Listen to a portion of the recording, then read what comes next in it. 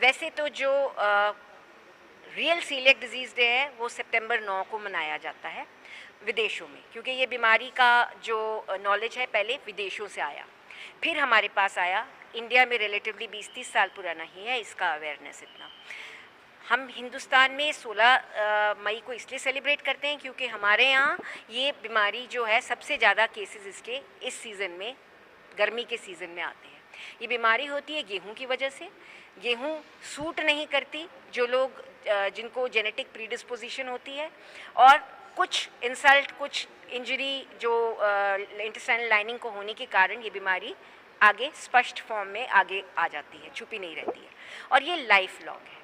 ये बचपन से इसके कण होते हैं। जैसे बच्चा गेहूं खाना शुरू करता है, हर बच्चे की इंडिविजुअल अपनी टाइमलाइन होती है। किसी को 6 महीने में भी हम डायग्नोज करते हैं, किसी को 1-1.5 साल के बाद डायग्नोज करते हैं, कोई 5 साल का बच्चा आता है, 10 साल का बच्चा आता है, 15 साल का, 18 साल का। मैं बच्चों की डॉक्टर हूँ तो मेरे पास 18 साल के बच्चे आते हैं। पर ये बीमारी कभी भी आगे आ सकती है, क्योंकि अक्सर ये बीच में जो जवानी का टाइम है 12 से लेके 20, 22, 24 साल तक की उम्र में थोड़ी दब जाती है। एक तो जो पेशेंट होता है वो हल्के फुल्के सिम्टम्स को इग्नोर करता है, और दूसरा अवेयरनेस भी नहीं होती कि ये प्रॉब्लम्स भी हो सकती हैं। तो बेसिकली इसकी वजह से बच्चों में लूज मोशंस, ग्रोथ फेलियर, खून की कमी होना, पेट में दर्द होना, पेट का फूलना होता है। जैसे बच्चा बड़ा होता है तो कब्जी, पेट में दर्द, बदहज़मी, फिर जैसे और बड़ा होता है तो कॉम्प्लिकेशंस हो सकती हैं। ये नहीं मैं कहूँगी कि सबको कॉम्प्लिकेशंस होती हैं। जैसे अब बचपन में हम देखते हैं 10% बच्चे जिनको जो गेहूं रहित डाइट नहीं ठीक तरह से करते उनको हो जाती हैं, पर जैसे बड़े होते हैं ये कॉम्प्लिकेशंस की मात्रा बढ़ती जाती है, और काफ़ी घातक कॉम्प्लिकेशंस भी हो सकती है। शरीर का ये कोई अंग नहीं छोड़ती है।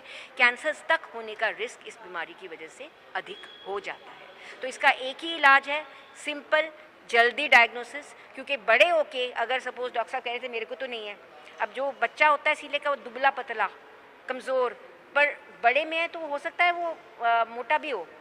बड़े में हो सकता है हम खून का टेस्ट करें उसमें हमें कोई कंक्लूजन ना मिले, हमें एंडोस्कोपी करें उसमें हमें कोई कंक्लूजन ना मिले, और हमें शक पे ही बंद करने की ज़रूरत पड़ सकती है। तो बच्चों में डायग्नोसिस ईजी है और हो जाना चाहिए, ताकि उम्र भर की कॉम्प्लिकेशंस हम प्रिवेंट कर सकें।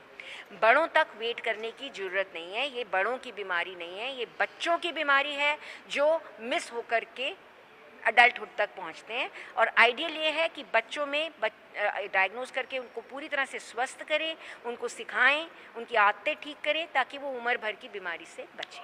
इसका कोई पैरामीटर भी होता है? इसके लिए हम सिम्टम्स होते हैं पहले तो, कि बच्चे को ये लक्षण है तो सस्पेक्ट करो। जैसे मैंने अभी बोला नॉर्थ इंडियन बच्चा है तो उसमें होने की लाइक्लीहुड है। खून का एक टेस्ट होता है, और कंफर्मेशन हमेशा दूरबीन की जांच द्वारा कुछ पैरामीटर्स देख के आंत की बायोप्सी में उससे होती है। तो जैसे पेरेंट्स से अगर हम बात करेंगे जैसे बच्चों के रिगार्डिंग, तो एक साइकोलॉजी होती है कि अरे यार गेहूँ छोड़ देंगे तो फिर क्या खाएंगे बच्चे? बहुत कुछ है। हमारा देश बहुत ब्लेस्ड है, मतलब हम लोग हिंदुस्तान में बहुत लकी हैं। बाहर की तरह नहीं है कि अगर गेहूं छोड़ दी तो सिर्फ एक वो मक्की है और एक चावल है, और जिनको पीसना भी इतना कठिन है।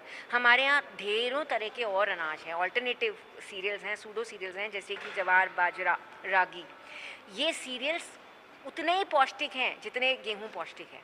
तो अब वो टाइम गया कि जब पेशेंट शॉक हो जाते थे कि गेहूं छोड़ देंगे कि क्या करेंगे। ऐसा बिल्कुल चिंतित रहने की ज़रूरत नहीं है। बहुत सारे अनाज हैं जो ऑल्टरनेटिवली पेशेंट कंज्यूम कर सकते हैं।